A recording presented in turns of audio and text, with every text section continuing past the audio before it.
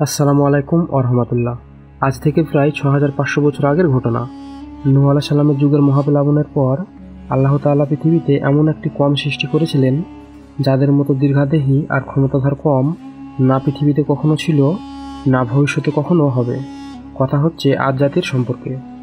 এই আদ জাতি ছিল আল্লাহর নবী হুদ আলাইহিস সালামের উম্মত। এই আদ ও সামুদ জাতি নূহ আলাইহিস সালামের পুত্র শামের বংশধর ছিল। আদ জাতি ইয়ামেন ও ওমানের মধ্যবর্তী বিস্তীর্ণ এলাকায় বসবাস করত।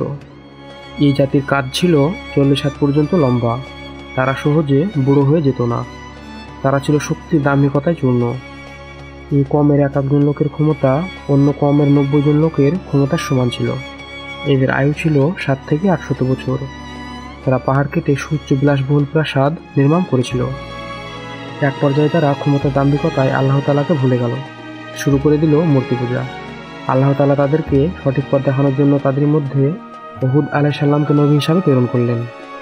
হুদ আলাইহিস সালাম তাদেরকে সত্য বোঝানোর পরেও ক্ষমতার দাম্ভিকতায় তারা কখনোই আল্লাহর রাস্তায় ফিরে আসলো না, বরং তারা আল্লাহর নবী হুদ আলাইহিস সালামকেই মিথ্যা প্রতিপন্ন করল। তারা বলল, তুমি যে আমাদেরকে আল্লাহর আযাবের ভয় দেখাও, তোমার ঘোষিত সেই আযাব কিংবা কোনো মুজিজা না দেখে আমরা কেবল তোমার মুখের কথায় কিভাবে আমাদের বাপদাদার আমলের দেবদেবীদের বর্জন করতে পারি?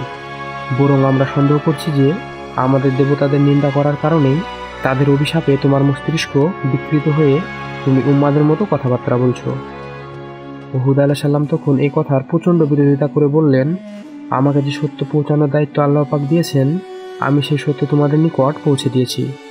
এখন তোমরা যদি তা থেকে নিজেদেরকে প্রত্যাখ্যান করো এবং হঠকারিতার উপর জেদ করতেই থাকো, তাহলে জেনে রেখো এর অনিবার্য পরিণতি হিসাবে তোমাদের উপর আল্লাহর সেই কঠিন শাস্তি অবশ্যই নেমে আসবে, যার আবেদন তোমরা আমার নিকট বারবার করছো।